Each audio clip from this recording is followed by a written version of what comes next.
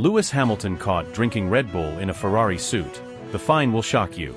The atmosphere inside Ferrari's headquarters in Maranello had been one of absolute focus. Engineers were meticulously analyzing data from recent runs, fine-tuning the SF24 in an attempt to claw back performance against Red Bull and Mercedes. Mechanics moved with precision, adjusting aerodynamic components while deep discussions about race strategy unfolded in the background. Frédéric Vasseur, ever the perfectionist, observed the activity around him with an intensity that had become his signature, ensuring that no detail went unnoticed. It was a high-pressure environment, a place where every moment was dedicated to performance, efficiency, and the relentless pursuit of victory. Lewis Hamilton, in the midst of a scheduled debriefing session, momentarily stepped away from the technical discussions. There was nothing unusual about it. Drivers often took brief pauses between meetings, whether to clear their minds or simply catch their breath. The media, stationed just outside the garage, were on high alert, always eager to capture glimpses of anything that might hint at future developments, contract negotiations, or internal dynamics within teams. Nobody suspected that what would transpire in the next few moments would send shockwaves through the entire Formula One world. Standing mere feet away from some of Ferrari's most senior engineers, Hamilton casually reached out for a beverage. He unscrewed the cap and took a slow, deliberate sip. In any other setting, this would have been an inconsequential action, something entirely forgettable. But this was Maranello, the very heart of Ferrari, a place where brand identity was treated with an almost religious reverence. The can in Hamilton's hand was not an unbranded drink or a neutral choice. It was a Red Bull energy drink, a product that symbolized the greatest adversary Ferrari had faced in the modern era of Formula One. For a fleeting moment, time seemed to stand still. Conversation stopped mid-sentence, mechanics froze in place, and a stunned silence fell over the garage. The realization of what had just occurred set in like a slow-burning fuse leading to an imminent explosion. Expressions of disbelief swept across the faces of those who had just witnessed what they could scarcely believe was real. Some assumed it was an accident, that Hamilton had simply reached for the wrong beverage without thinking. Others, more skeptical, immediately questioned whether this was a deliberate act, a statement, a provocation, or something even more calculated. The first reaction from Ferrari personnel was shock, but within seconds, that shock transformed into outrage. A lead engineer, standing closest to the incident, muttered under his breath, barely audible over the now escalating murmurs. His expression darkened as he turned to his colleagues, searching for confirmation that this had actually just happened. Another senior figure, visibly rattled, stepped forward as if preparing to intervene but hesitated, unsure of how to address such an absurd yet profoundly disrespectful moment. Then an unmistakable sound cut through the tension. Frédéric Vasseur, usually the embodiment of composure, slammed a stack of documents onto a nearby workbench, sending papers scattering across the floor. The sharp crack of impact seemed to shake the entire garage back into motion. His face was a mixture of fury and incredulity as he locked eyes with Hamilton, the weight of his glare carrying all the authority of a man who had just witnessed an unthinkable breach of decorum. His voice, when he finally spoke, was firm, measured, yet brimming with suppressed anger. "What the hell are you doing?" His words echoed through the garage, drawing even more attention to the unfolding disaster. Hamilton, for his part, appeared momentarily unfazed, his expression giving nothing away. Was it a mistake? A provocation? A lapse in judgment? The uncertainty only added fuel to the fire. The Ferrari staff around him, now fully processing the gravity of the moment, reacted in different ways. Some shook their heads in disbelief, while others exchanged nervous glances, unsure of how to proceed. A few mechanics took a step back, as if physically distancing themselves from what was now undeniably a full-blown crisis. The air, once filled with the hum of technical discussions and mechanical work, was now charged with a completely different kind of energy, one of betrayal, humiliation, and sheer incredulity. Then came the fallout beyond the walls of the garage.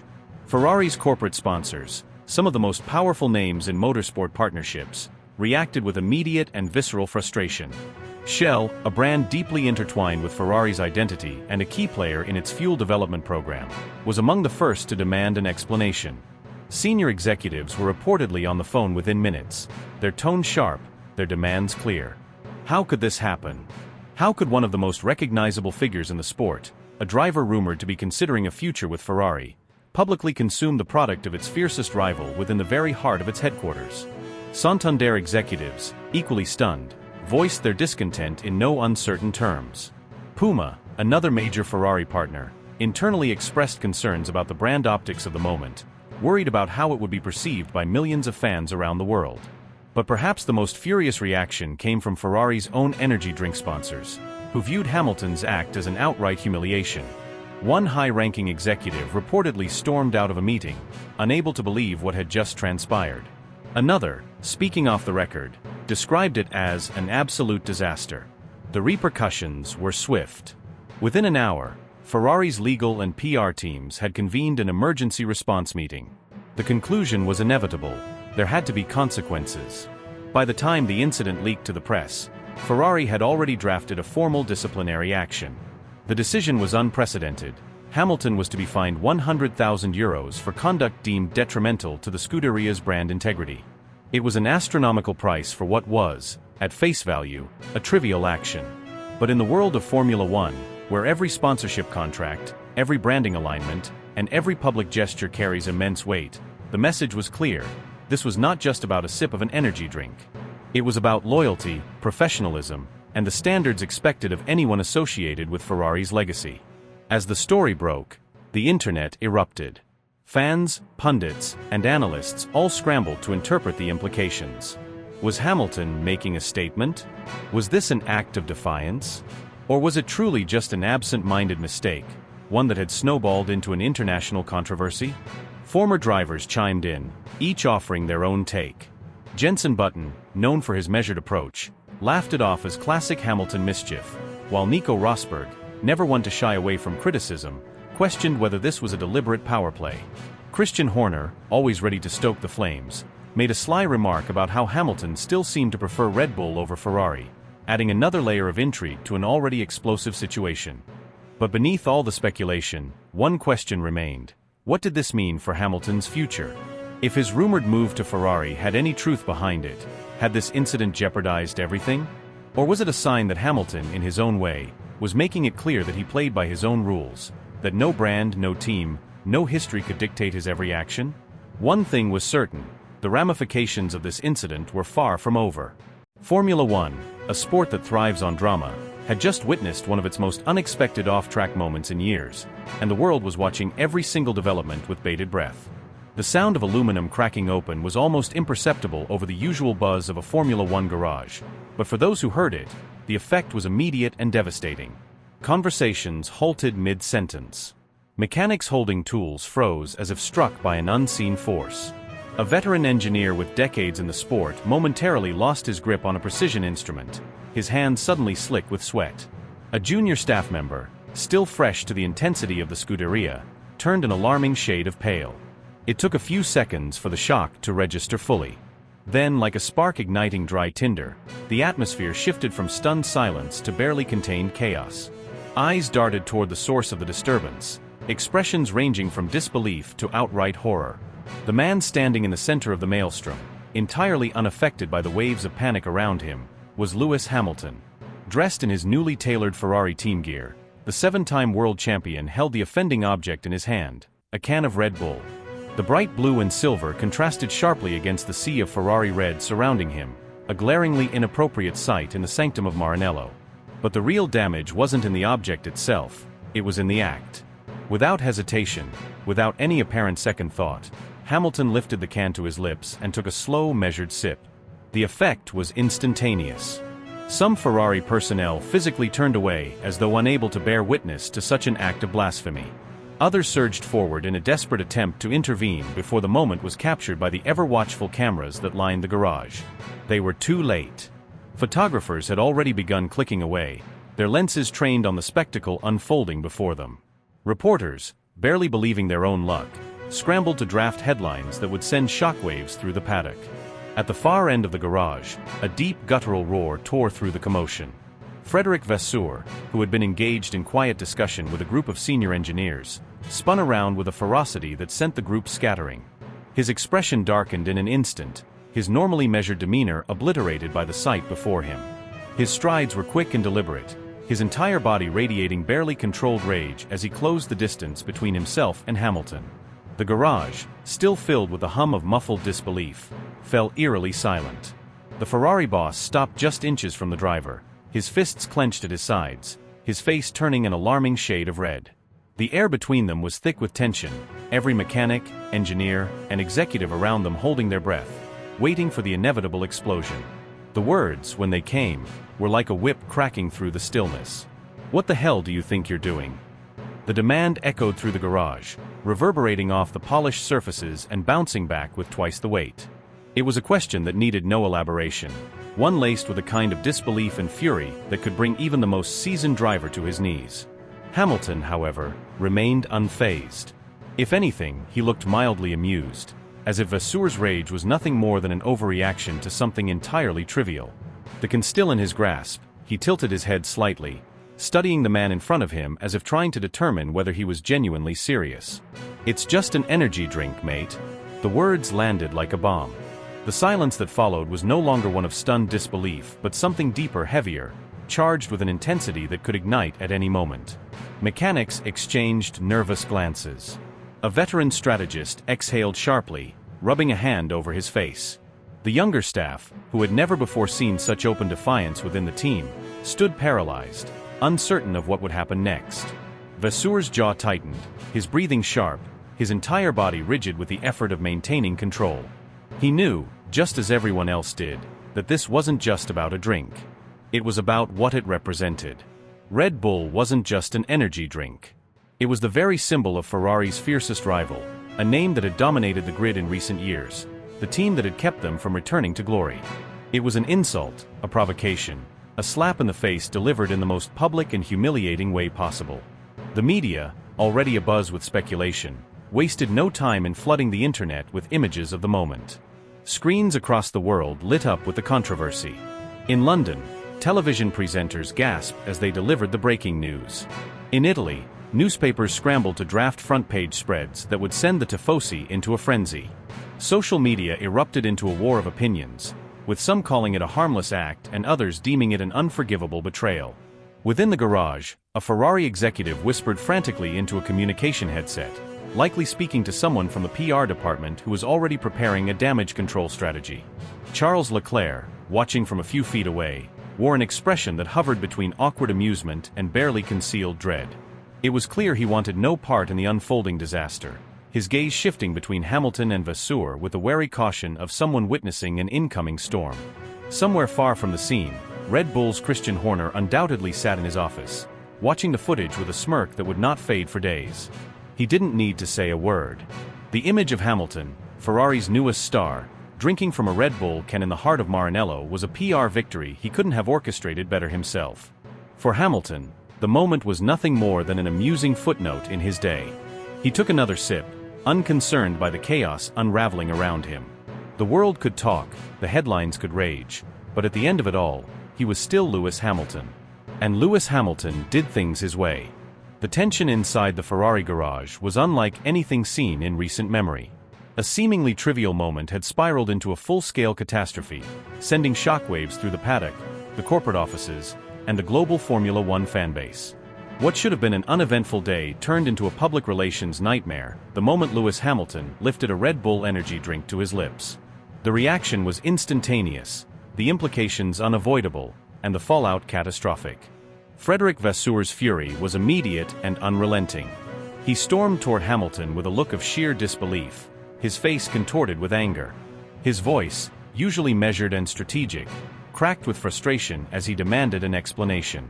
The Ferrari team principal had worked tirelessly to bring stability and focus to the Scuderia, yet here was his newest and most high-profile driver, seemingly oblivious to the gravity of his actions. Hamilton's demeanor remained unreadable, his expression betraying neither regret nor concern, as though he was unfazed by the growing storm around him. The silence in the garage was suffocating. Engineers, mechanics, and team personnel stood frozen, their eyes darting between Vasseur and Hamilton, unsure of how this confrontation would unfold. Some whispered among themselves, stunned at the audacity of what they had just witnessed.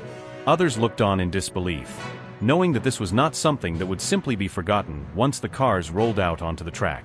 The Ferrari brand had always been synonymous with tradition, loyalty, and meticulous control over its image. This was a violation of all three. Beyond the garage, The repercussions were unfolding at a pace that few could have anticipated. Ferrari's biggest sponsors had already been blindsided by the footage.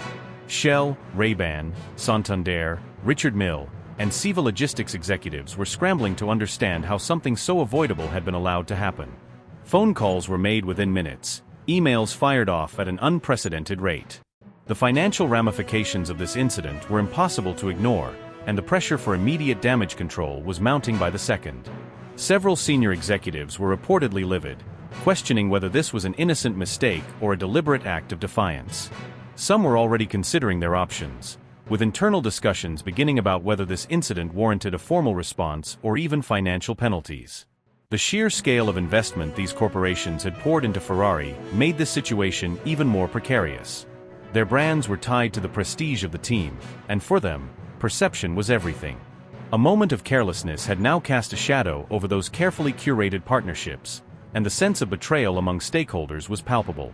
While the corporate world scrambled to mitigate the fallout, social media had already erupted into an uncontrollable wildfire. The footage spread across every major platform in a matter of minutes, capturing the attention of fans, journalists, and analysts alike. The hashtag associated with the controversy quickly became the most discussed topic on multiple social media platforms, with engagement numbers reaching unprecedented levels. The internet had turned what might have been an internal issue into a global spectacle, one that Ferrari now had no choice but to address. Fans reacted in starkly divided ways. Some dismissed the uproar as an overreaction, pointing out that Hamilton's actions were ultimately insignificant in the grand scheme of the championship battle. Others, particularly the devoted Ferrari supporters, saw it as a direct insult to the legacy of the team.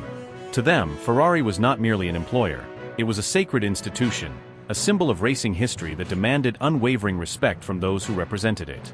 The idea that one of the most recognizable figures in motorsport could so casually undermine that image was, to them, unacceptable.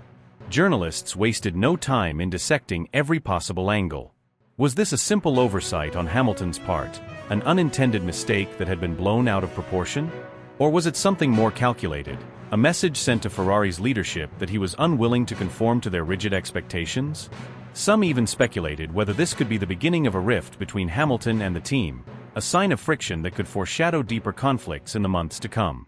Behind closed doors, Ferrari's public relations team was working frantically to determine the best course of action. Should they issue a formal statement condemning the act and reaffirming their commitment to their sponsors? Should they attempt to downplay the incident, dismissing it as an unfortunate but ultimately harmless misunderstanding? Or should they take a firmer stance, internally reprimanding Hamilton to send a clear message that such incidents would not be tolerated in the future? The complexity of the situation extended beyond the immediate backlash. Hamilton was no ordinary driver. A seven-time world champion, a global icon, a figure whose influence extended far beyond the confines of the racetrack. Any decision Ferrari made had to be carefully weighed against the potential consequences. Alienating him too early in his tenure could backfire spectacularly, but failing to take action could anger key stakeholders and sponsors who had already made their displeasure known. Time was of the essence. Every second that passed without an official response allowed speculation to grow, further fueling the controversy. Some within Ferrari's leadership were already pushing for a swift resolution, urging that a statement be crafted and released before the narrative spiraled further out of control. Others believed that silence might be the best strategy, waiting to see if the storm would subside on its own before taking drastic measures. The situation had become an intricate balancing act, one that required not only careful crisis management but also an understanding of the broader implications. Hamilton's presence at Ferrari had been heralded as a new era for the team, a fresh start that would bring renewed hope and energy to a brand that had long struggled to reclaim its former dominance. Now, only a short time into this new partnership, an unexpected challenge had emerged, one that threatened to destabilize that vision before it had even begun. For Hamilton, the question remained, was this an unfortunate accident, a simple lapse in judgment that had been misinterpreted? Or was it a deliberate statement, a reminder that he would not be bound by the same constraints that had defined other Ferrari drivers before him? His silence in the aftermath spoke volumes, leaving room for interpretation, fueling theories, and ensuring that the controversy would not fade away quickly. As the world watched, waiting for Ferrari's next move, one thing was clear: this was no longer just about a drink. This was about identity, loyalty, and the complex interplay between individual influence and corporate expectations. What happened next would not only define the immediate future of Hamilton's relationship with Ferrari, but could also set the tone for the entire season ahead.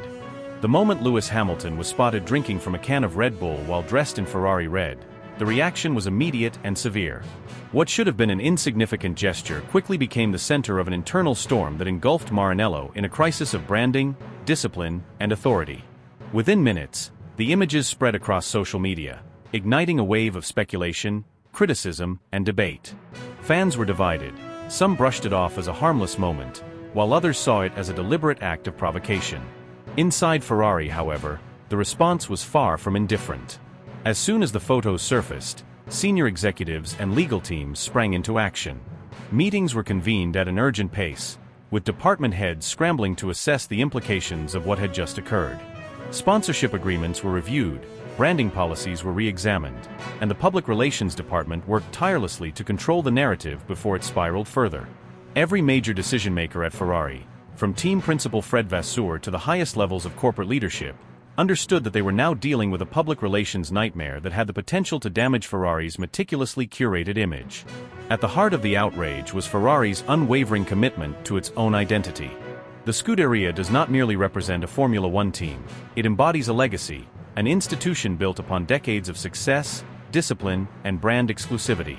Every driver who wears the Ferrari badge is expected to uphold the team's traditions with complete loyalty.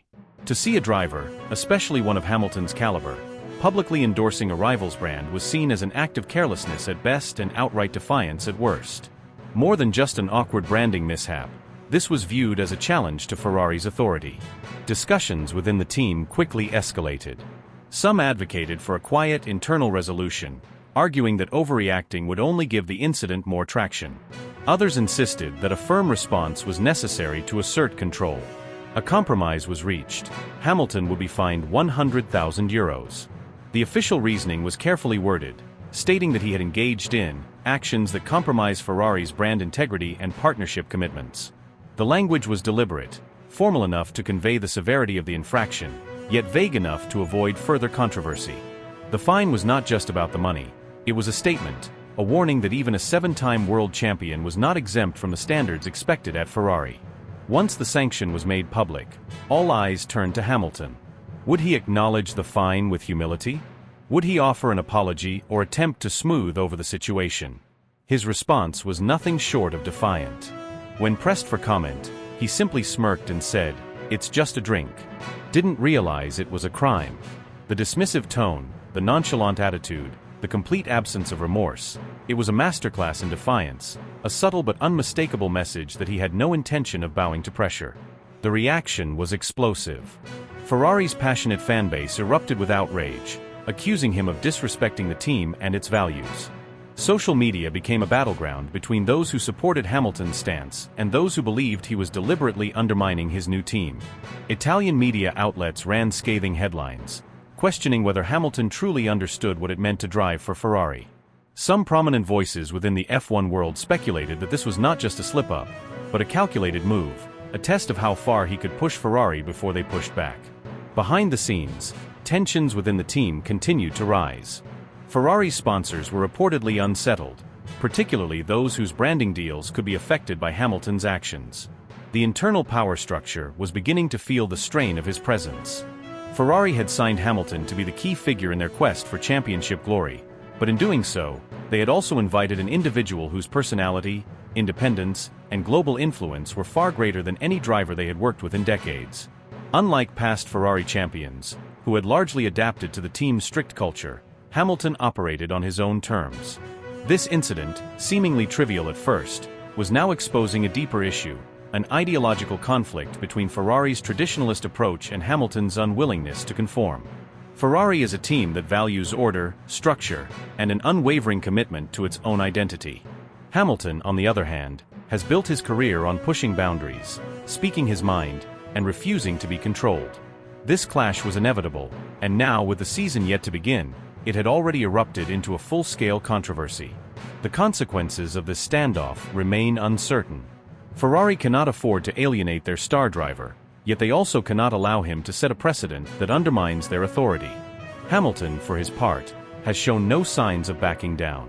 If anything, His reaction suggests that he is willing to challenge Ferrari's expectations rather than submit to them.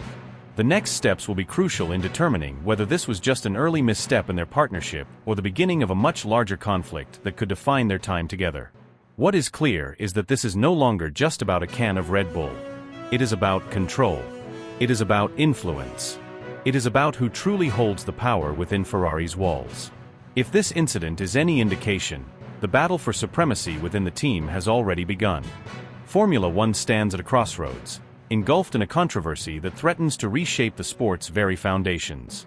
The fallout from #RedBullGate has ignited a firestorm of speculation, placing not only Red Bull under scrutiny but also Ferrari, Lewis Hamilton, and even the FIA itself. What was initially perceived as an isolated issue has now spiraled into a crisis with ramifications reaching far beyond a single team or driver.